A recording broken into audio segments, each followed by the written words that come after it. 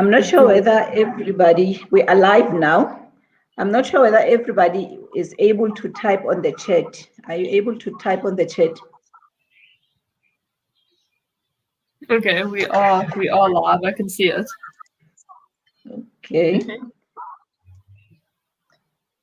Which chat? The StreamYard chat. Yeah, I see Jess has typed in canva.com.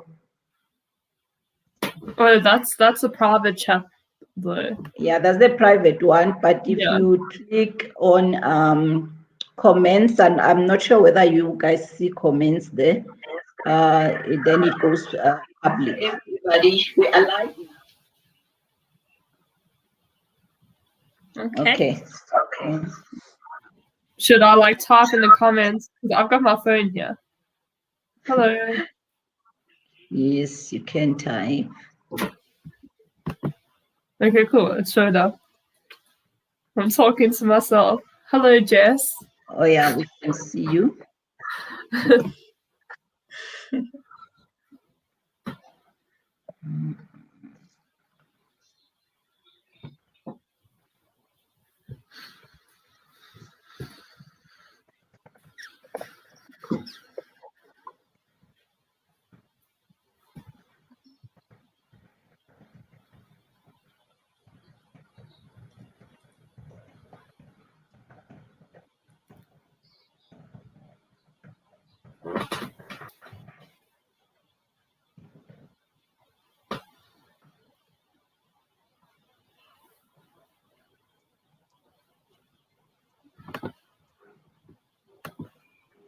Okay, I see we already have 11 people joining us.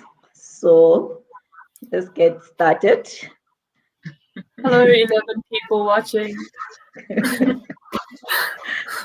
Okay, so this is our part 3 of our conversation. So we started 2 weeks back, and we were talking about navigating university life, and we are continuing with that conversation. So this is our part 3, and the first part we spoke about really how to decide what to study, and it was mainly undergrad. And then the second part, then remind me, what was the second part? Let me see if our panelists have been joining.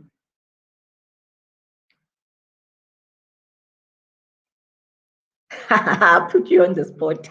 Okay, let's get Tandanan in. I see she is able to balance. She's back, balancing being a mother, being a wife, being a being a public speaker, and all that. Welcome back, Tandanan. Thank you so much. We had Tandanan earlier, but she got kicked off. I guess her network is not very kind to her today, so it kicked her off. Okay, so then I was just saying that our this is a 3-part series. The first part we were really talking about what to decide or what to study or how to decide on what to study. And then the second part we spoke about work readiness. How do you know you are ready for work? Does university prepares you for work? When you're done with your degree, are you ready to go to employment and really start working, or are there things you need to start doing? And then today we are talking more about balancing work life. We call it work-life balance. We talk about balancing if you are studying and you are working, balancing that. But earlier on, before we came live, then we were confronted by balancing being a mother, a public speaker, a pastor, a woman, and all that. And we'll get to that. And we'll also be talking about postgrad. Should you go for postgrad or should you not? Should you go for PhD? And what are the things to consider if you decide to go for PhD or for postgrad? So those are the things that we'll be exploring today, and we hope that you will contribute to the conversation and that you will find the conversation very insightful. Let me introduce myself before we go far. I see already we've got Zani. Hello, Zani. Catherine. Catherine is greeting Jess. I think he knows you, Jess. Hi, Tsepo. Welcome. And introduce yourself. Say where you are joining us from. Are you balancing life? Are you studying? Are you doing postgrad? And those kind of things. And any questions you have, you can drop them on the chat. So my name is Jabulile. Those who know me, I'm popularly known as Dr. J. I'm an entrepreneur, public speaker, I'm a facilitator, I'm a senior lecturer at the West Business School. I'm a program director for the Masters in Business and Executive Coaching.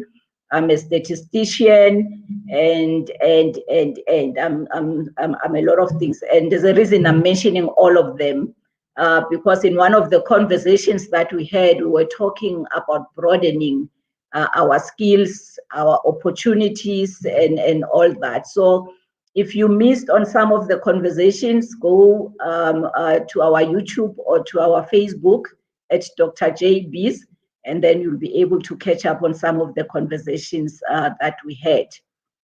So I've got three wonderful ladies that are joining me today, and they will introduce themselves. They will tell us who they are, what they have studied, and why are they here. And because there must be a reason or something that drove them to join the conversation. So ladies, over to you. Let's start with you, Jess.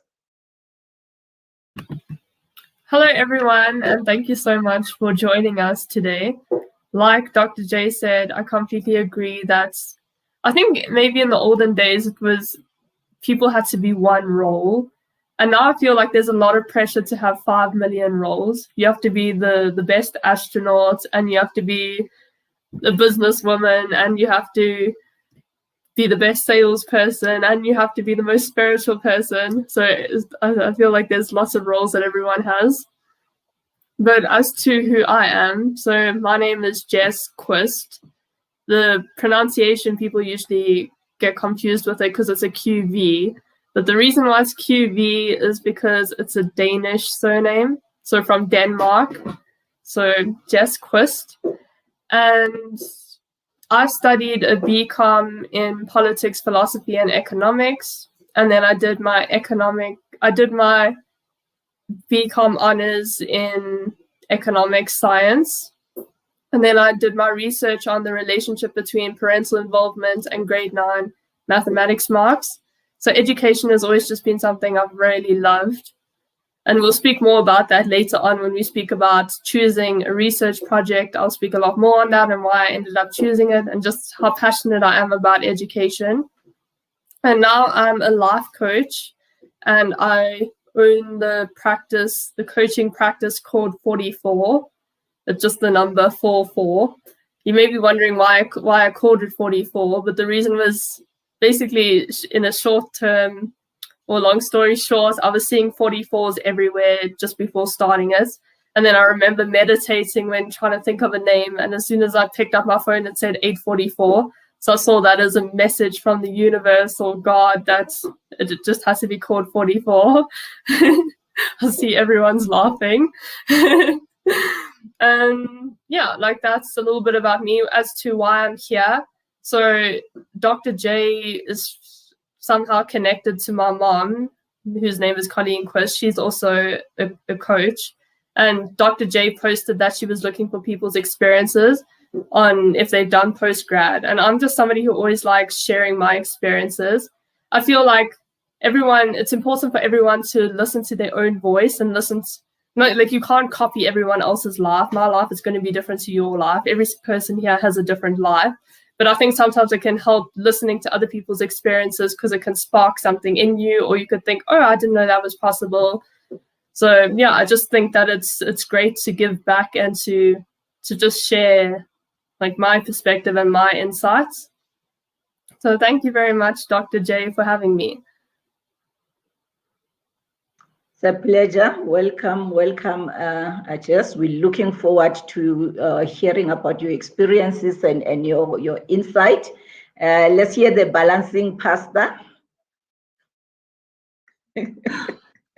Hello, everyone. I'm here. I made it. Thank you so much, Dr. J. And I'm really glad to be here tonight. And hello to all those who are able to join us. I am Tandanani Sawasa. I am an architect. I graduated from Wits University in architecture. I chose architecture because I just thought it was incredible that something can pop out of paper and suddenly be right in front of you and people can live in it. So I just love spaces. I love designing and development, as in like an architectural development. And so I studied architecture first, and then in my second year, lo and behold, I had a burden for people and a burden for community. And I was like, do I leave architecture? Do I finish architecture? And my mentor was saying, you went to architecture for a reason. So finish and then, carry on really thinking about the other burden that you have in your life. And the burden was really ministry. So I finished architecture and I went into practice immediately soon after that and practiced while pursuing my theology degree from Northwest University and finished that and then got ordained. And then I'm a pastor now who's also an architect, who's also a mom and a wife. So the reason why I'm here, actually I should mention, because Dr. J was mentioning a few of the responsibilities in her life. And I think I should mention that I'm actually a senior pastor at my church. I actually am the senior leader in the church. And that is another role that is quite demanding, but really exciting. And I think that's about that. The reason why I'm here is because when Dr. J sent out the message to say she wants to, prepare young people and just allow young people to make the right decisions about their careers and the career path, I was like, we've been really trying in our community to make that the center of our focus with the youth, to make sure they're going in the right direction. So that's why I'm here. Thank you so much. Okay, thank you there. I'm not going to start about the balancing now. We'll come back to that, but I'm excited to hear more about the balancing, because being a pastor, you did architect on the other side, and then now you're running a lot of community projects and all that, and you've got a 3-year-old. I don't know where you get the time and how you get all that together. But let's hear from Dr. P. Let's give Dr. P a chance to introduce herself. Good evening, Dr. J, and good evening to everybody that is watching today. So my name is Piladi Mushala. The background, I have a PhD in chemistry and currently also just obtained an MBA. And what I do is that I'm a capacity development manager. So one of the things is to look into how we can capacitate. I don't know what has happened now. You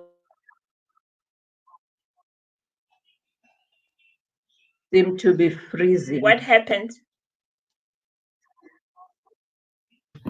It just works that way. From your Your side. technology was perfect, but as soon as you start talking, then suddenly it was like very fuzzy. Is it? Okay, let's try it again. Is it Let's still see fuzzy now. now? Let's try again.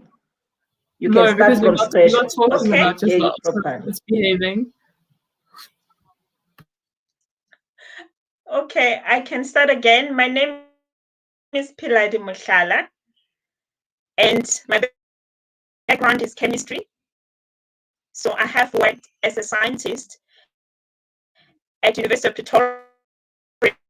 I was a research scientist for 8 years, and then I moved to industry in Sasol, and I've been there for 12 years. But now I move into capacity development. So I have a scientist background as well as a MBA business management background, and that enables me in the current role where I'm a capacity development manager. What I do is that we look into different capacities or maybe different skill sets that the organization needs, and see, for example, how we can transform and also make sure that we have the proper capacity of people that can actually make sure that we have those resources. So currently, why I'm here now, I think the important thing is with regard to the balancing or doing postgraduate. So one of the things that I like currently is social innovation. They call it like the science, like a mission-orientated science, where, for example, you look into how science can solve community problems. So that is where my passion is, and I think in that regard, with where we are as a country and the economy of this country, and with some of the topics that Dr. J will be talking about in terms of how we choose topics or how we study postgraduate, that's where, for example, my passion lies currently. Okay, Dr. Pete, thank you. We've survived listening to that. I don't know what's happening, because earlier you were clear, everything was working, and now everything starts freezing. Maybe log out and reset your Wi-Fi, and then come back, join us again and see, because people are going to miss out on what you are saying with that sound. Or just check that other people are not too busy on the Wi-Fi in your house. They just to give you an hour to do this. Otherwise, when there's too many interferences, it does that. Because it was perfect when we were testing. I don't know what happened now. So maybe try that. Then you can catch up with us then. All right, I'll do so. Thanks. Now it sounds fine. This is interesting. It's because she's not Okay, talking about so- herself. It's when you start introducing Oh. yourself, that's when the technology starts messing around. Yeah. Okay. So I think let's get started. Then she's gonna come and join us again. I see we've got Pindile as well, Zani. We've got Tsepiso as well joining us there. Welcome, ladies. And so our topic really today is in kind of like three folds. So there's the working and studying at the same time that we want to explore a bit about. And then there's the part of the postgrad where you're deciding what to do in postgrad, whether to do postgrad. And then there's the part where you decide on the if maybe you go for PhD, because you spend a lot of time there. You have to choose your topic very wisely as to what you're going to be researching about. Are you going to be really solving a meaningful problem in the community, or are you just studying to get a paper to say you've got PhD? So those are the things that we are hoping to be able to have explored within the 1.5 hour that we have. Let's start with the work balance issue, because we were confronted with that earlier on when we started. When you are working and you are studying, what are the challenges that you encounter? Let's start with you, Tandanan. What are the challenges and what are the things from your experience that you want to share when it comes to studying and working at the same time? Thanks, Dr. J. I think for me, anybody who knows an architect or knows anybody in architecture, you will know that it is quite a demanding field. I used to work in a practice where literally there used to be showers in the office because shower rooms in the office because people would really not be expected to go home until some deadlines had been met. So it's a high pressure environment. The longer the project delays, the more money it costs the client. So it's all these layers in working towards achieving the goal in the architecture practice. So now the hours were already a challenge in the sense of saying, now I'm not just starting at 7 and knocking off at 4. I might be knocking off at 10. I might not be knocking off. I might just change clothes in the office and carry on working. So what I found was a big challenge regarding that was the fact that I was working in architecture, studying theology. Architecture, very practical. Most of anyone who studied architecture will know that it's 70% practical, 30% theory. Theology, on the other hand, is 100% theory. So that balance was really challenging because the exhaustion met from work and the amount of reading that was required for theology created quite a strain. And so what I ended up having to do, and also I think I have to add this, is that when you choose a field that is outside of your current working environment, it's harder for your employers to understand. So let's say you are in a working space where they say there's maybe a student funding or a future further studying funding. It's easier for the employer to actually support your growth because it's within the same field. So that's just something that people must just note, that if you are looking to study while you're working, maybe it would be wise to start first by checking what it is that the employer or the company or the organization is actually looking to support, because that can also relieve a lot of pressure and bring about a lot of understanding. If you're saying I'm writing, I've got an assignment, etc., people tend to understand better than if you're in architecture and you're writing an assignment on the Old Testament, then completely unrelated, or Greek or Hebrew. So it was quite, yeah. So I think for me, that was the first thing to say.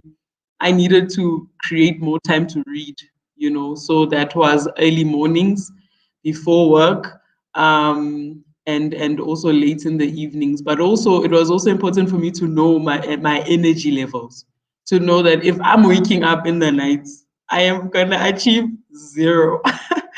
I'm just gonna wake up on the books. But if I wake up maybe at 4, or I wake up at 3 in the morning, then I've got more energy to sustain me throughout, for me to read. So that was also part of what assisted me with the balance. It was creating a schedule and saying, without fail, Mondays and Tuesdays and Wednesdays, or whichever day in the week, I'll definitely focus on reading these modules.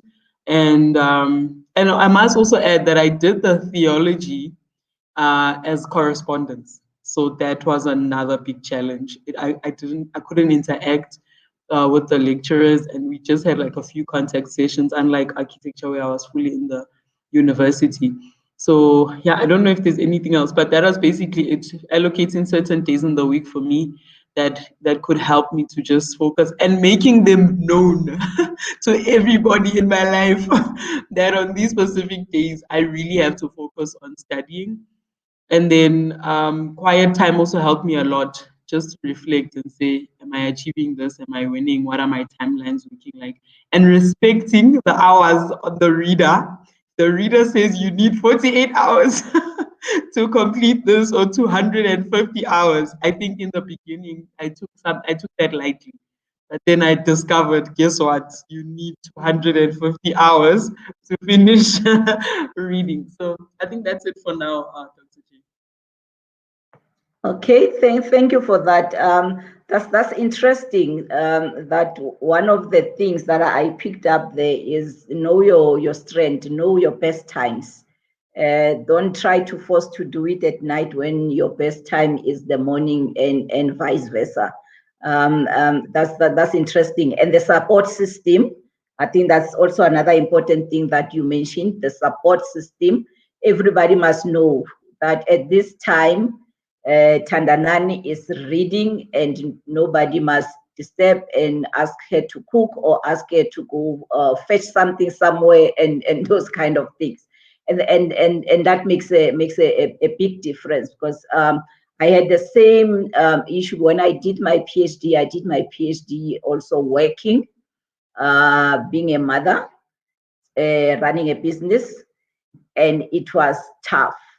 And at some stage, I had to make the decision as to which one is going to win, because all of them were suffering. Nothing was moving. And I decided to put my business on hold while I went full time to finish up the PhD the last year, because nothing was moving.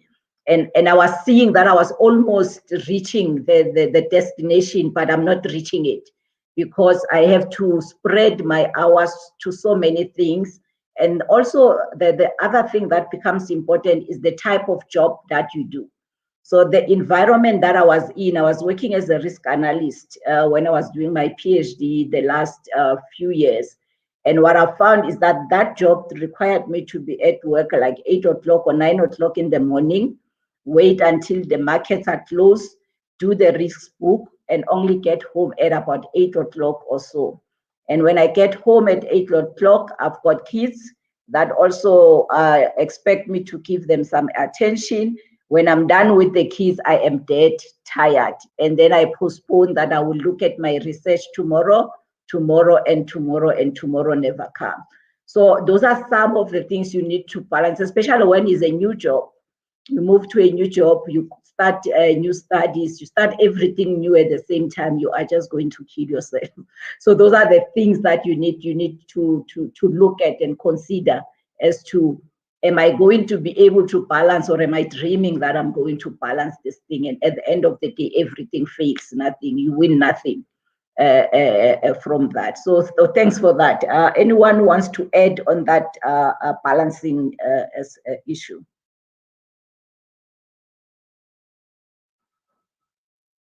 I think one more thing, Dr. Che, while the panel is trying to also get there. Oh, Piladi, is your mic? If Piladi's mic is on, then I can just let her speak. I just wanted to add the aspect of diarizing everything and also being realistic about the part of your module or your course where you are. So first year, second year, okay, halfway second year, you realize, whoa, like there's so much more. And then the final year sometimes is so much more demanding. And so it's all the final semester or the final quarter. So it's also just important to also read whatever you're studying while you're working, so that you actually are aware that further along the line, the course is going to demand more. Okay. Yes, Dr. P, your mic was on. Thank you, Dr. J. I just want to add in terms of balancing and maybe just testing if I'm still breaking.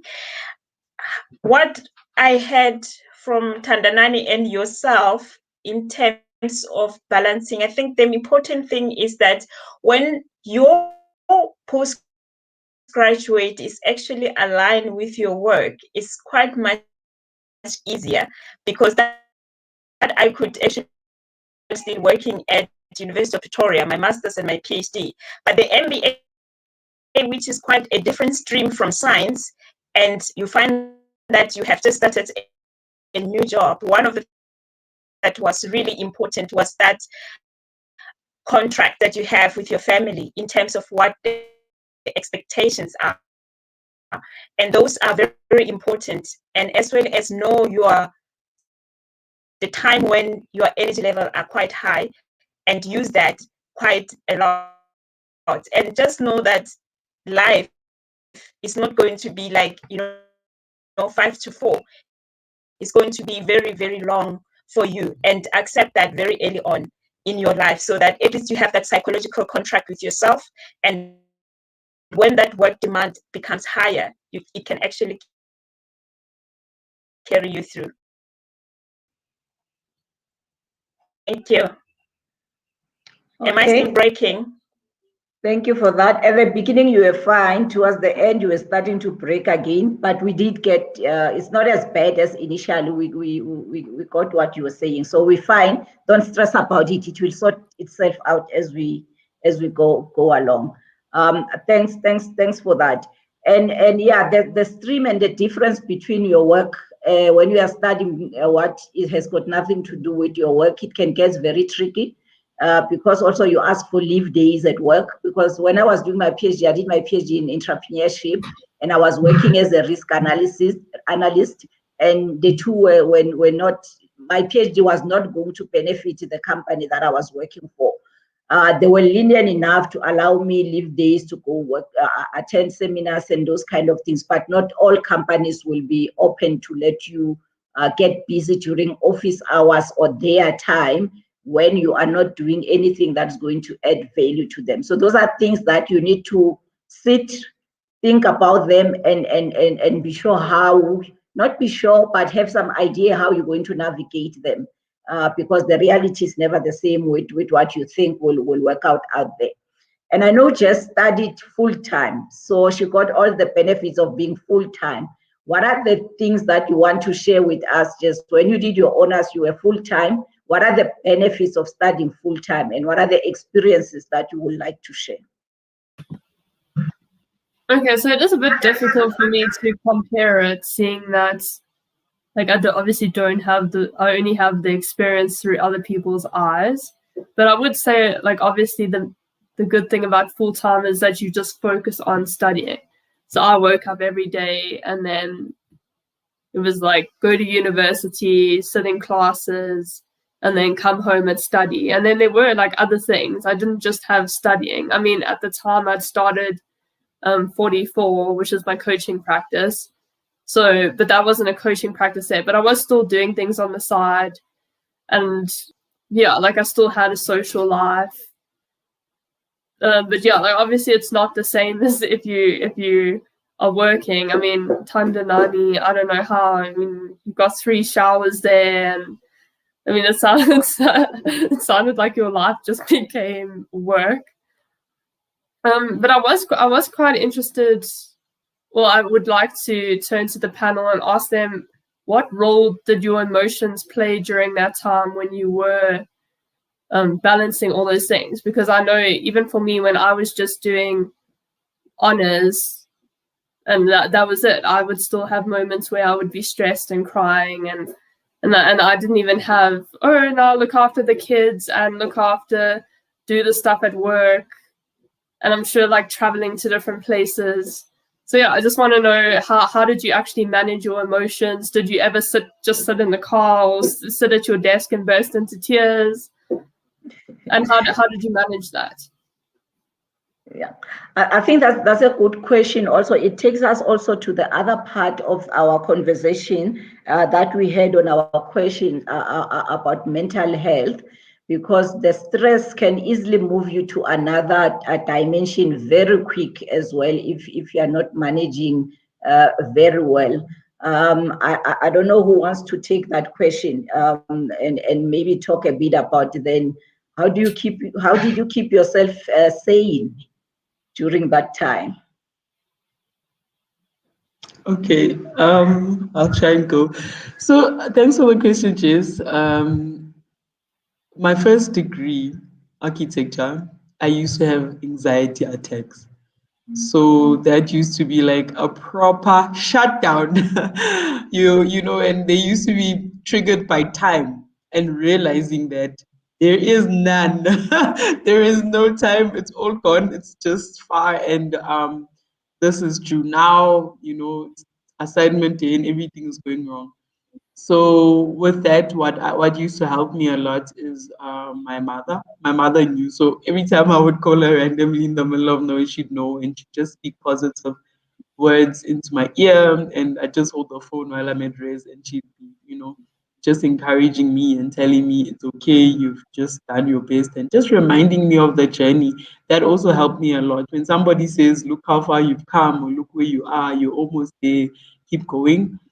And then with theology, it was much more difficult with the work, and I think the like yeah, I probably had more moments also in the car, crying my eyes out just because of the, you know, just feeling like I could be doing so much more. I don't know if everyone else in the panel can relate to feeling like if you just had one more week, you know, you would have given so much more in an assignment or given so much more. So I think most of my mental health was just challenged by my own expectations, how hard I was on myself, what I thought I could achieve, and not being satisfied with some of the results you would get, and you just feel like you let yourself down. So I just encourage people to just remember not to put themselves under so much pressure. And also, sometimes people around you will say you're doing a great job and, you know, keep going, and they get inspired by you, but you don't get inspired by yourself. So it's just an important thing for me that I learned on Saturday, which is to count my blessings one by one. So literally, in a practical sense, to write a list of things I've done, things I've achieved, and just be like, yeah, you know what? It's okay. Yeah, so that's just one of the coping mechanisms for me. And one more thing that was a challenge for me is I don't know if it's my character, but I always want to run away. So I don't know if anyone else can relate. Like when the walls start closing in, I'm the kind of person who can just disappear from the face of the earth. So I needed to just find a place to run away to that wouldn't worry people, whether it was a park or somewhere where there's just peace and quiet. So that would help me a lot.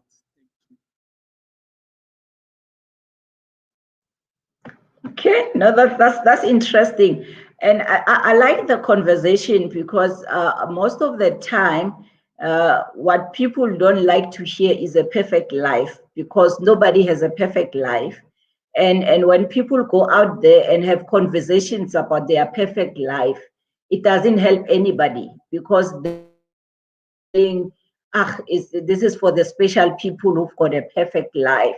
I like the fact that you honestly say there were times where you felt running away because that's the reality of life that we experience, all of us.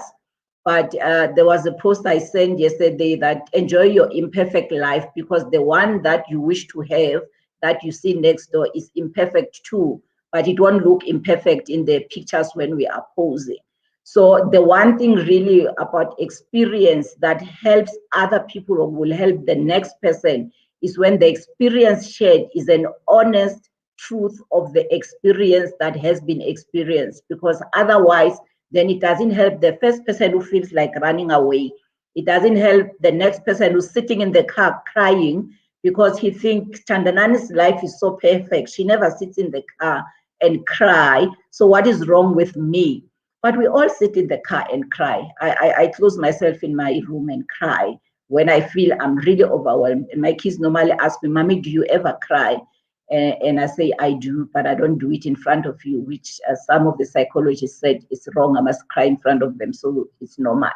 But it's those things that we all somewhere in our life get so overwhelmed that we will close ourselves and cry and then wipe our tears, put our makeup, and go pose for the nice picture and post it out there. And if your life is based on what we are posting, you will think we have it perfect. We don't. And the truth of the matter is that sharing these experiences is really about us helping each other so that we are all coping, or we can all cope with the imperfect journeys that we are traveling and we are trying to master so that we get to the other side being better people. I know I'm talking too much. I'm the facilitator. We've got questions on the panel, back on the chat. Let me just take a few. Zani say, "Oh my goodness, Tandanani, she's amazed. She doesn't believe you made it." And Real Talk when Tavi says, "Lovely talking. I'm here for the balancing work. I hope you are getting something then, Tavi." Zani said, "Tandanani, did you have support at home for the children?" I think you mentioned children, so that one is directed to you, Tandanani. So Zani says again, her best time is 1:30 until 4 a.m. So that's where she's her best. But I got good sleep from about 4 till 6. Oh, that's what, 2 hours? That does not sound right. And Dr. J, did you also have support at home to juggle? Okay, so that's more about support. Maybe let's go back to Tandanani. Did you get support with the kids, or did you have kids at the time when you were studying? No, that fortunately, needed some serious attention? fortunately, no. Thank goodness. Okay, so what happened with me is when I was when I was working as an architect and studying my theology, I was in a transition. I was still staying with my mother, but I was about to get married. So then I graduated when I was already married. So at that time, at least I only had one cap, which was wife, and there were no kids at that time. So yeah, so that's basically, I don't know if that's helpful, but the biggest support was my mother as well as my husband, who knew from day one that, hey, this journey it's got a lot in it. So yes, I can say I had support. Okay, no, that's great. Yeah, I also had support. So lucky enough, I'm very lucky that I had a very supportive mother-in-law, and I had also at the time the dad for my kids is an entrepreneur, so he had flexible time. So like the job, when I was doing the job to 8, where I get at home at 8 at night, so he knew it was his responsibility to fetch the kids from school, bring them back, and then my mother-in-law be here to prepare the food and those kind of things. And when my mother-in-law was not staying with us anymore, then he'll get the keys. So what I used to do, I'll cook the day before for the next day, so that when they come back from school, the food is already there. When I come back, then I'm cooking for the next day. So that's how I used to balance it. And then when I'm done with the cooking, and then when I got here, they've already eaten, they're busy with their homework. I help wherever I can. I do my cooking at night, and then I sit and do my research. And also during like December holidays and stuff, I knew holidays were just not for me. I made peace with the fact that as long as I'm doing my PhD, there is no holiday for me. So during December, the dad will take the kids, they go to the grannies, and then I'll be left alone in the house, and that will give me enough time then to do my schoolwork.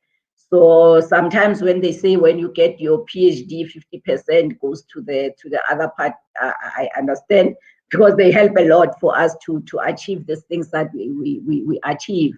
Otherwise, it gets a bit tricky. But I'm not saying I'm going to give him the 50%, but I'm just saying I understand why people will say that, because you need the support. It gets very difficult without the support. So you need that support to make it. And my mother-in-law and my kids' dad played a very big role for me to be able to achieve my PhD. So thanks to them, I'll always indebted to them. Can I add something to that? Yes. So with regards to the children, so my mom, when she was busy working and I was about 6, she did an MBA. So I know what it's like from the child's perspective. And something that she did was that she involved me in her work. So some people have like children, you over there, and now we're going to focus on business and career and studies over here, and be quiet, child, you're not part of it. But for my mom, she told me what she was doing. She involved me. She explained her research. Even though I was 6, she still said, this is what I'm doing. She also like asked me for permission to do an MBA. I remember I was sitting in the bath and she said to me, Jess, I'm thinking of doing an MBA. I wanted to hear what you think. And it's going to take 2 years. And I originally thought that she had to go away for 2 years. I thought she was going away for 2 years. So I said to her, okay, Mom, you can go get those 3 letters. And then she was like, no, Jess, I'm not going away. I'm staying here. So yeah, I just remember that. And I remember she was just she told me what was happening.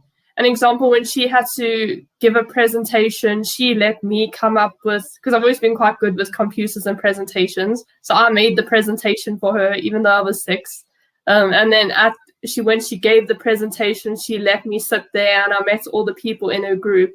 So I think if you are in a situation like this and you have children and you're struggling to juggle, maybe just let your child in on what you're doing and explain to them, mommy or daddy is stressed right now. This is tough, but this is what we're going to do. And yeah, so I just wanted to add that part. Okay, it's great to hear from the child's perspective. Okay, I didn't get into that much detail of asking permission from my kids, but I promised them that when I'm done with the PhD, then we'll have a lot of time together. Yeah, they're still waiting. Now there's a business and other things. But yeah, it's those kind of things where you tell them, this is going to take me so many years and I'm going to be busy. I won't be able to go with you during December and what. And that makes them feel a bit better than just being ignored and not telling them anything. So especially if you've got kids who understand. So try to make sure that at least you You tell them what's happening. They've got an idea. They don't just see you sitting on a laptop every day and they want to play, and or you are not there. They want to go to the shops with you. You are not there, and all those kind of things. So it helps to tell them what you are doing, how long it's going to take. It's normally what is gonna take. Normally, it's gonna take longer than we have to tell them it's gonna take. But at least you've informed them and they are aware. So that helps. That helps a lot.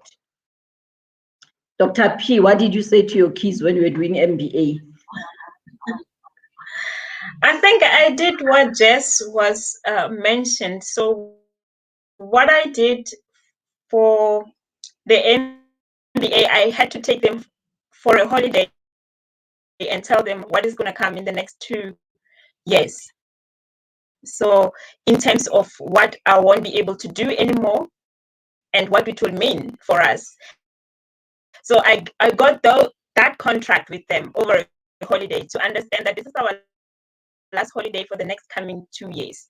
So from that perspective, I think I told them, like, after I complete, then I'll take you also on a holiday to tell you that I complete, we're going back to a normal life. But on the support with regard to having kids while studying, that was one also of the challenge for me, because I think my master's and my PhD, I did them while working and had the kids. I had 3 kids, and the support system also came from mother-in-law. She didn't believe that I need to have the kids and go and work. So I was working very far, and she said, like, the kids, I'll look after the kids, and then you can go and work and do what you have to do. And I was traveling a lot. So the support for her was really, really great. And also the sisters-in-law as well chipped in with that regard. So having that family support system is really important, because I will come and pop the kids, and after 6 months leave them and then go and work and study. But the emotional part of it was really strenuous, because every Sunday when I had to go to work and leave them, I'm called like a weekend special mom or a wife. So I'll come home on weekends, and leaving them was really horrific for all of us, because you had to leave them behind. But knowing that you're leaving them with people who love them, I think that gave me sanity. And also the important thing was really gym. I made sure, like, I have a treadmill in where I was staying, and when it's really difficult, you hit that gym and then just release the stress. So that also helps a lot. Find ways in how you can actually center yourself and come back to your normal self. So balancing that, having that support system, and making sure that you explain to the kids what you're doing, and the understanding that comes with that is really, really great. Yeah. Thank you, Dr. J. Okay. No, that's great. Let's see. We've got more questions. So is Zani again? She's saying, I always had to fight with emotions of guilt because of family. So I had to get coaching and therapy for myself. That's the other thing. I think, I don't know whether this happens with men, but I think it generally happens. I know it happens with women. The guilt. You are guilty when we are with your kids that we are not doing the work. When we are doing the work, you are guilty that we are not with the kids, and vice versa. So we are never happy anyway. You with the kids, we are guilty that work is behind. We are doing the work. We are guilty that we are not spending enough time with the kids. So that is one thing that as women we normally struggle with. I don't know whether you like to share how you dealt with that guilt, if any has experienced that. So in my case, even though I'm not studying at the moment, maybe it can also relate in a sense. The kind of work I do is so demanding in a sense that you have to be available for people all the time. In the mornings, not those who are available and not working. In the evenings, those who are from work and are not well. So with me, I just wanted to share that what I did in the beginning that I really need to get back to, because COVID just messed around with my schedule was that I actually had a day in the week that I decided my child wouldn't go to nursery school on that day. It would be me and him, you know.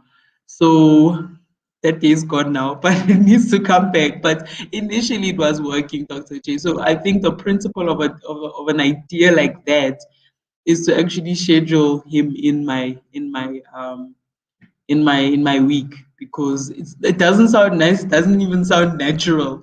But I realized that I have to do it because I also don't want him to have like faded memories of me and just be so close. And he used to be very close to his dad because I'm away doing different things, conferences or with the bereaved families during the week. So it's like really difficult. Sometimes he go to sleep without even seeing me, and I'm sure a lot of people also might have that experience. Also, so it's not nice. So I really respect Dr. Pio. I really take my hat off for you because the guilt is a real one.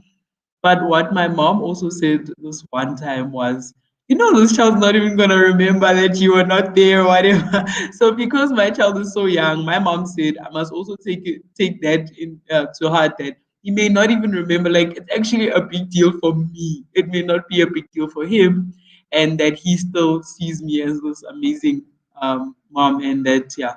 So it's just to say maybe try and schedule that time with your kids if it's not happening by itself automatically. So yeah.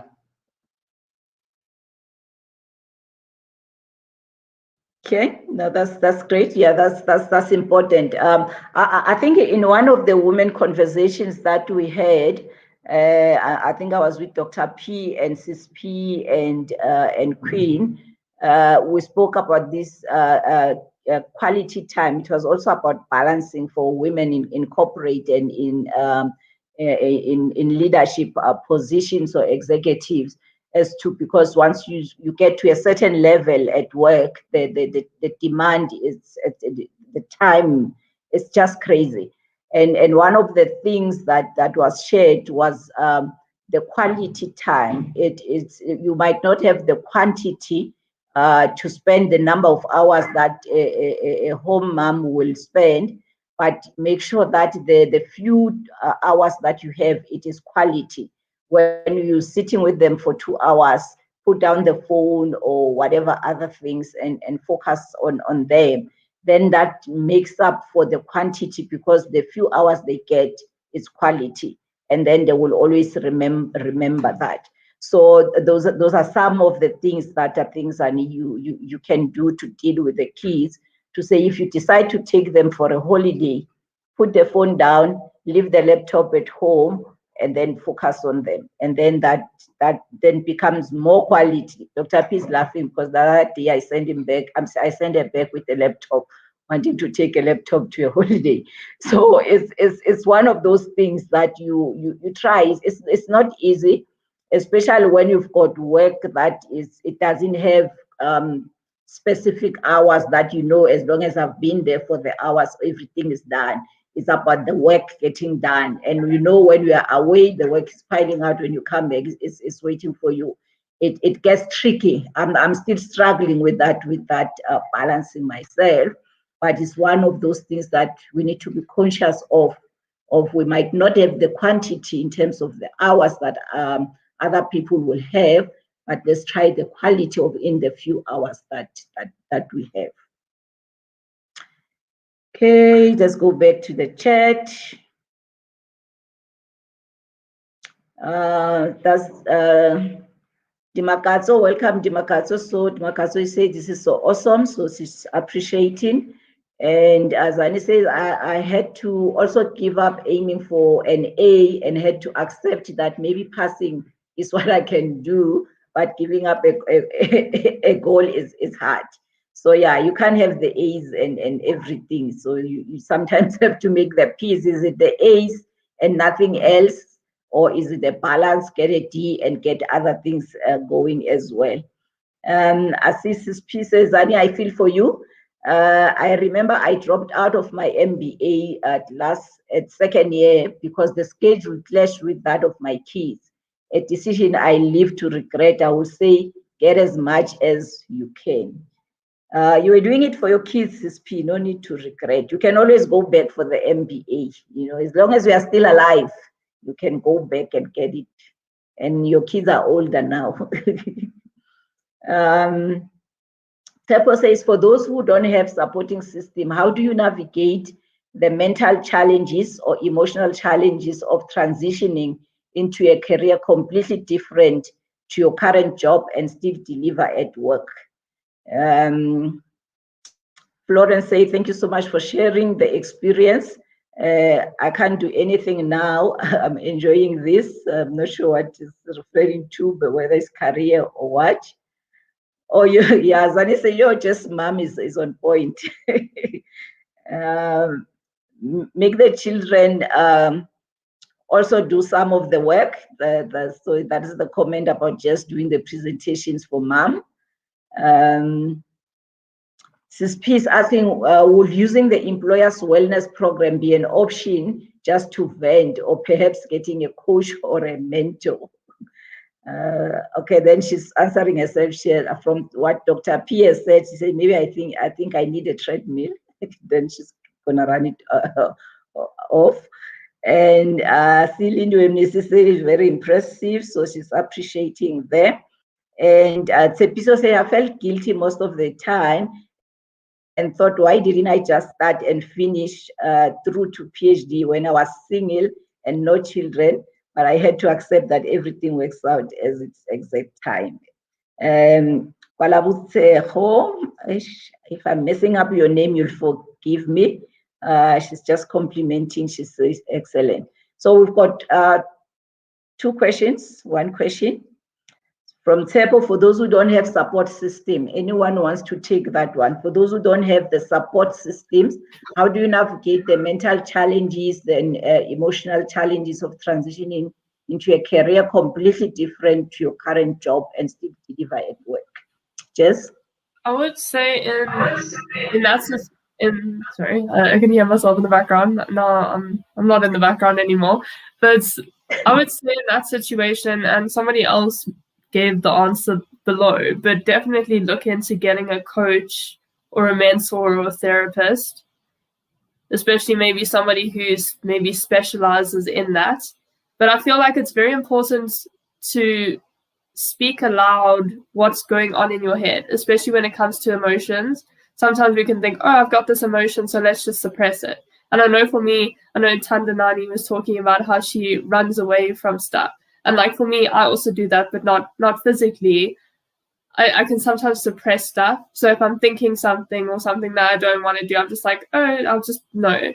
But the thing is it's not going anywhere. It's going into your body, and your subconscious is picking up your emotions. And then later on, it's all going to come out and it's going to be a mess. So I think definitely get a coach or get a mentor, get a therapist, and speak aloud. And realize that emotions are normal and natural. Every single person here and everyone listening experiences emotions and experiences stress and fear, especially with transitioning into a career completely different. I'm sure like there's so much fear involved in that. And I think it just helps to speak to somebody and say, I'm scared right now. I don't know what I'm doing, especially if it's new. You don't have a routine yet. I mean, I know when I started university, my balance wasn't all that good in the beginning because it was also new. And I remember crying because there were all these dishes that had to be washed. And then like 3 months later, I looked back at that and thought, why on earth was I standing in the kitchen crying over the dishes? But yeah, so I'd definitely say speak to somebody and don't deny your emotions, don't deny your thoughts and feelings, because by denying, they are still going into your body and your subconscious is picking up on it. And you're going to behave according to your subconscious.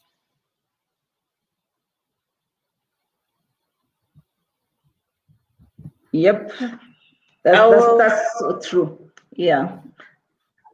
Oh, Dr. P, I just wanted to say one of the things. There's the quote that I like on your subconscious, that most of the time we are not aware of what controls or what makes us behave and do certain things the way we do them, because they are sitting in our subconscious.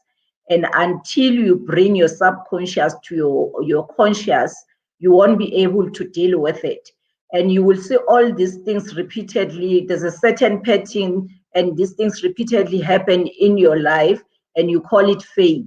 But it's not fate, but there are those things that you, as Jess was saying, they kept on going in your body. You never dealt with them. Now they're sitting in your subconscious as triggers and all those things, anything similar to whatever that happened that you didn't deal with, then now triggers you. You've got anger, you've got other things, you hurt other people, you behave in certain ways that you don't like, but you don't realize it is that stuff that is sitting in your subconscious that you never dealt with, and you are not even aware that when you didn't deal with them as to where they went, you thought they went away, but they are sitting somewhere. And that is one of the things that in my coaching philosophy, I say, when you come to your coaching session, let's leave your actions and behavior. Let's look at the root cause. You know that iceberg model. Let's look at the stuff that leads to the stuff that everybody sees, because the stuff that nobody sees controls the stuff that everybody sees. And until you deal with the stuff that nobody sees, you will never change the stuff that everybody sees. And most of the time, people come to coaching sessions wanting you as a coach to help them with the performance at work, the confidence, the bad behavior. Everybody that comes across them, they end up hating them. But that is not the issue. The issue is the roots. You have to deal with the stuff sitting in your unconscious, so that the stuff that we all see and comment about then sort themselves out. And that is what coaching is about. And most of the time we take for granted the thing of just going to a coaching session and talk. As human beings, it is so amazing. You will be amazed how much talking will heal you. Just to go to a stranger, somebody you don't relate to, who won't judge you, and just talk and talk and talk and talk. And then your life starts working, and you wonder, all I did was went into that coaching session. So now I'm promoting my coaching business. All I did was go to that coaching session and talk and talk and talk and talk. And now my life seems to be unfolding and working. And one of the things that I picked up, I coach a lot of women. And one of the things that I picked up that sits in women subconscious, that came because of the issue of patriarchy and comments that were made by other people, that they are not even aware that is the reason their confidence is so low. And when you start digging deep, there was that incident or many incidents that happened that they never paid attention to. And every time they need to do something, they're not confident they can do them. But the issue is that that's things sitting in the subconscious, either that you swallowed from culture, from someone's comment, and all those things, that those things will control your life, your behavior, your actions, and you won't even know that is the reason you behave the way that you behave. We spend a lot of time on the balance. It seems like the session is just about balance. Anyone wants to add from the panelists before I move from that? We don't have much time left. We still have two topics to address. Dr. P. From my side, just maybe adding to what Jess mentioned in terms of getting a therapist. I think most of the time we really have stereotypes with regard to getting a therapist or a life coach, and we tend to really pretend that we are strong while we are not, and things are not even going well, to actually accept it ourselves, that I'm not okay, I need help. And if you realize that there is that emotional side that needs to be taken care of, it's important to really get yourself somebody to talk to, as Dr. J has said, and what Jess mentioned in terms of getting a therapist and or a life coach who can really unlock and give you a lot of options in how to actually tackle whatever situation you might be encountering at that particular time. So it's really important that we really release ourselves from this stereotype that getting a therapist, maybe it make me less of a person. You're empowering yourself, you're taking care of yourself, which is really important in this day and age. So let us be informed what is important and take care of that. And sometimes we find that we have those medical aid and we pay a lot of money. We don't use those things because we feel that we are fine. We need to use those things we pay for most of the time, and making sure that you're okay should be a priority in this time. Thank you. Okay. Yes, it takes me back to the question that was asked. I forgot about it. That was asked by Sis P. Will using an employer's wellness program be an option just to vent, or perhaps getting a coach or a mentor? Do you use the employer's program just to go and vent? I don't know why Sis P is asking that. He's thinking of abusing the employer's program.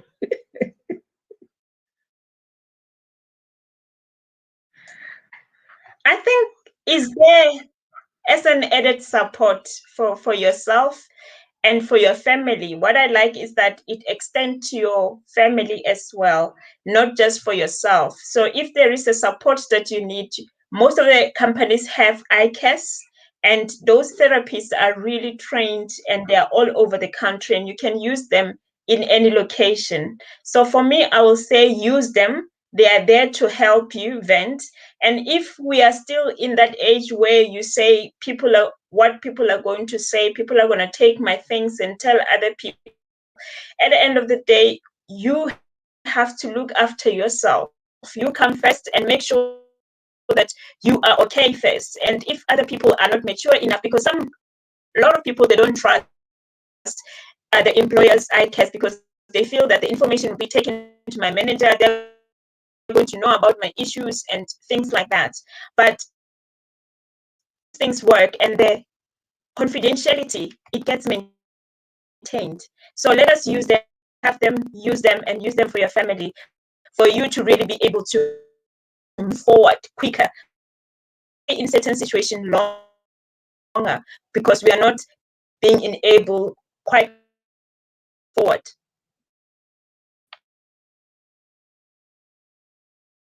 Okay, we are coping with your network, Dr. P, but yeah, it's still not the best. I don't know, it's on and off.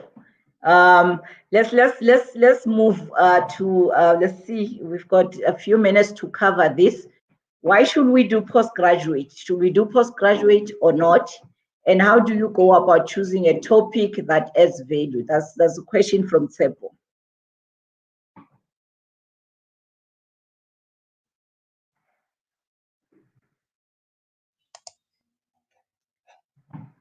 Sure. I will take that, but my network is not that stable. I'm not sure if Jess would like to actually take that question first. Jess? Well, okay. Well, I could actually hear you there. Like it was absolutely perfect. But okay, but I'll answer the question. So I've only got, well, I shouldn't say only got, because that's language that diminishes me. But I have an honors. I don't have a master's or PhD.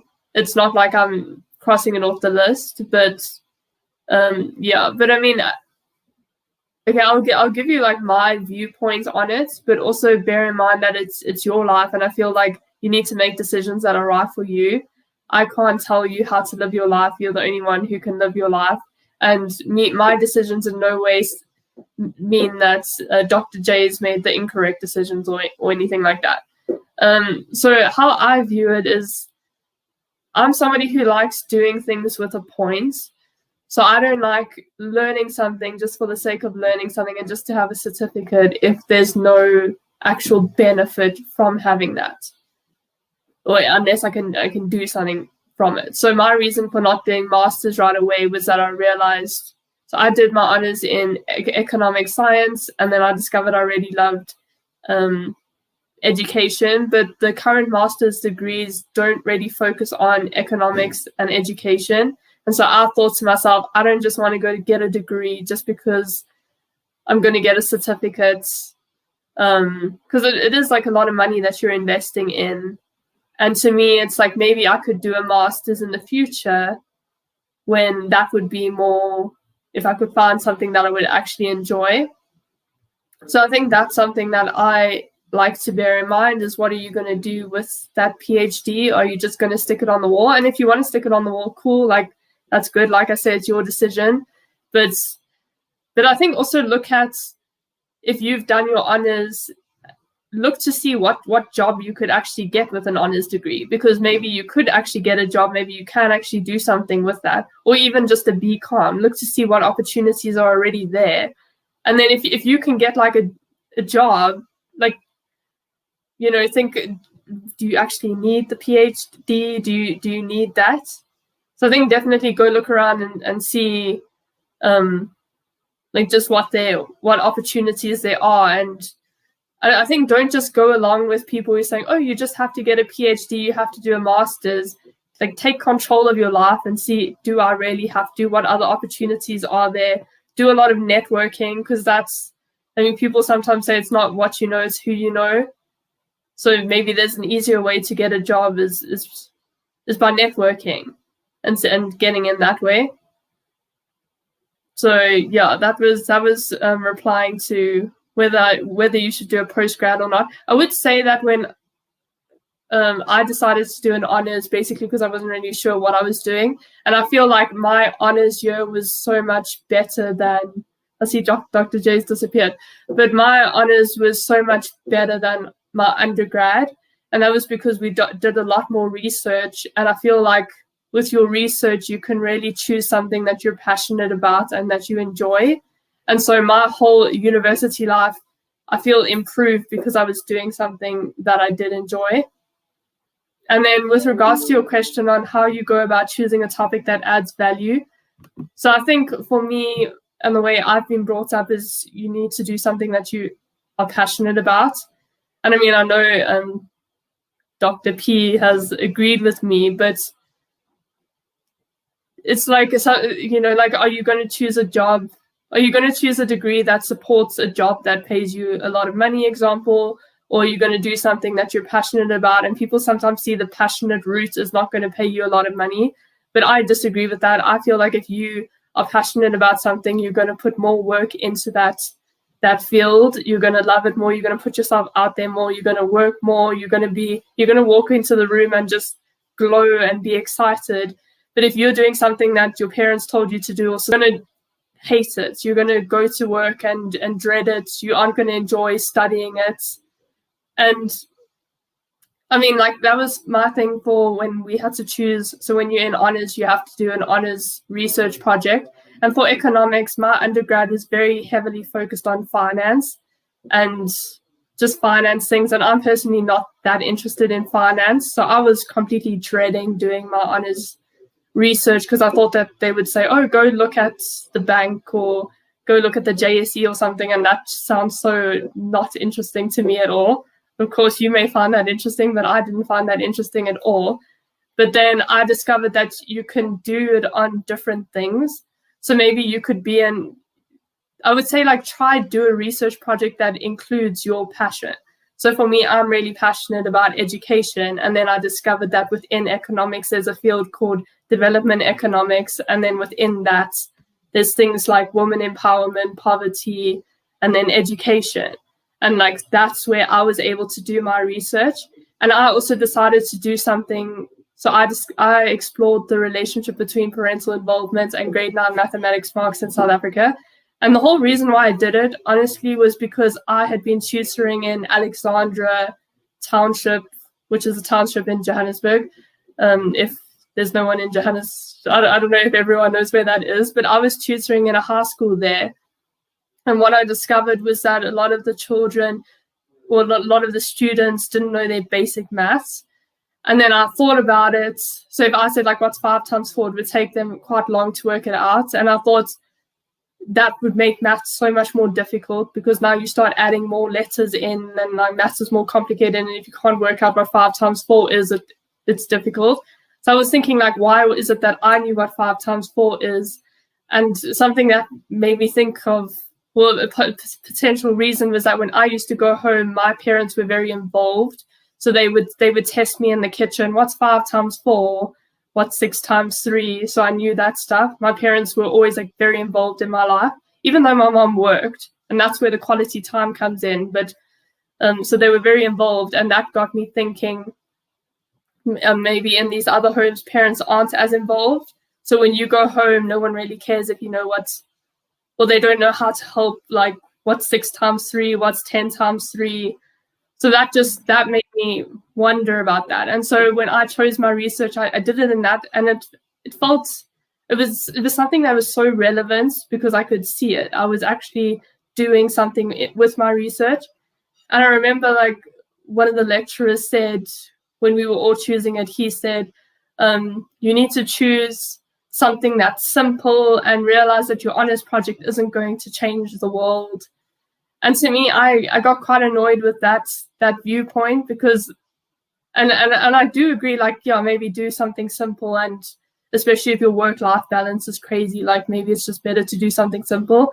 But to me, I was like, I'm going to push myself more and enjoy something that I actually want to do, and realize that even if it's just an honors project, it still has relevance. I mean, even now I'm using my research and like sending it to various people in fields like in research and that. So it's not like honors is just a complete waste. So I'd definitely say try live a life with actual intention, and realize that it really just depends on attitude as well. Like you could decide, oh well, this is not important. It's not going to mean anything, and it probably is going to be not important because you're not going to do anything that's interesting. But if you do something that's interesting and that you love, yeah. Okay, I'm cutting you, Jess. We've got like 10 minutes to wrap up. Dr. J, do you want to add on that? Dr. P?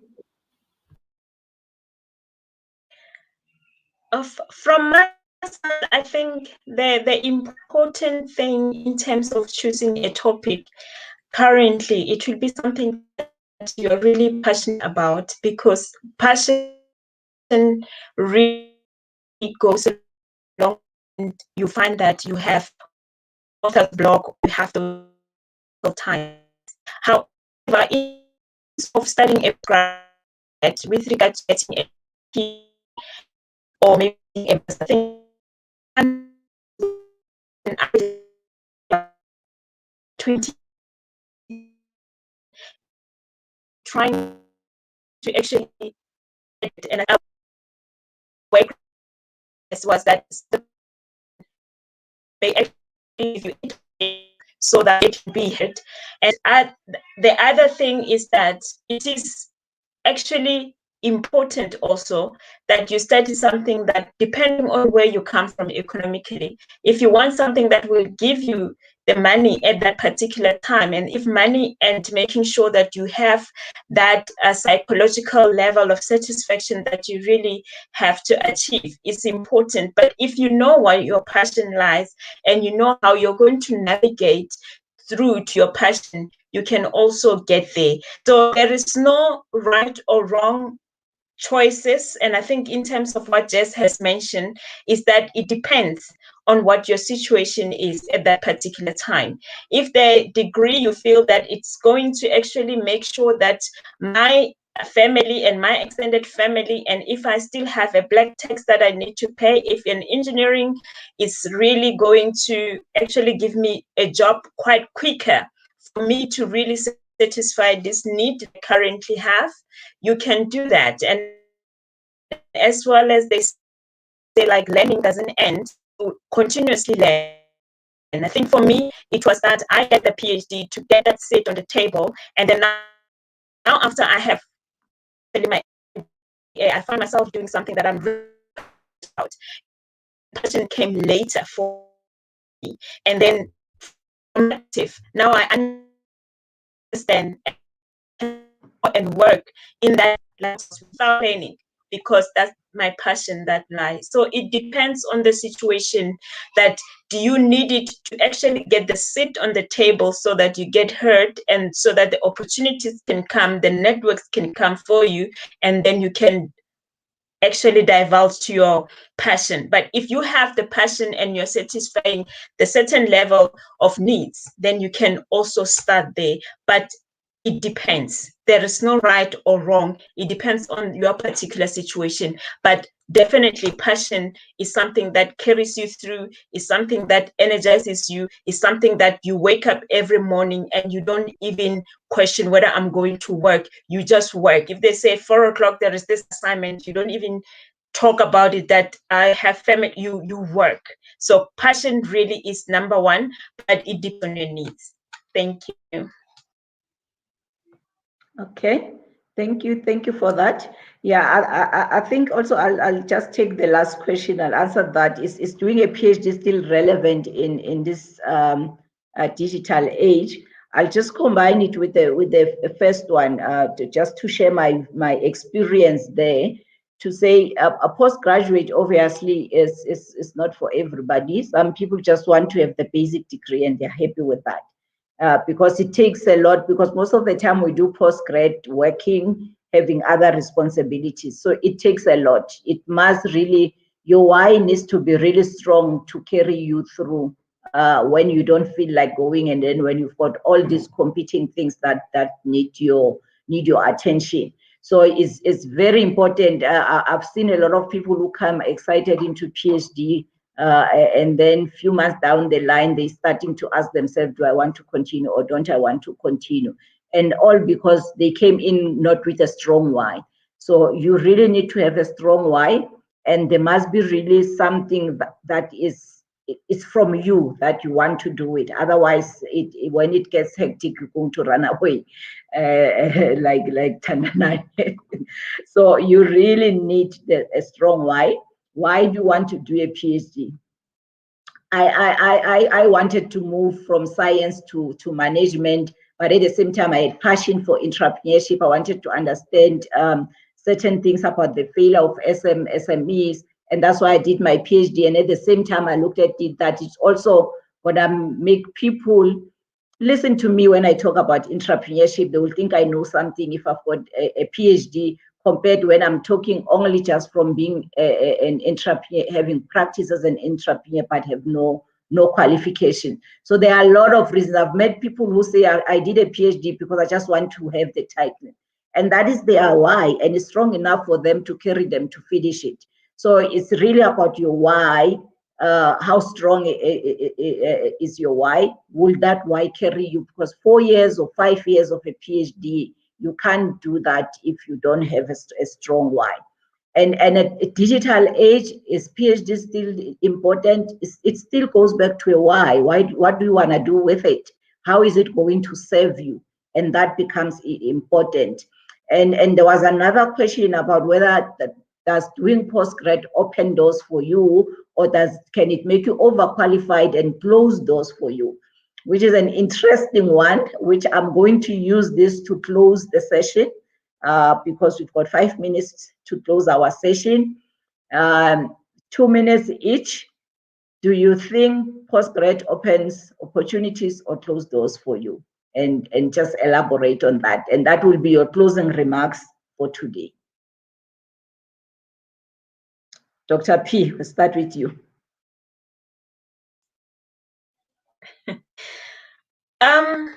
For me, I think to different social issues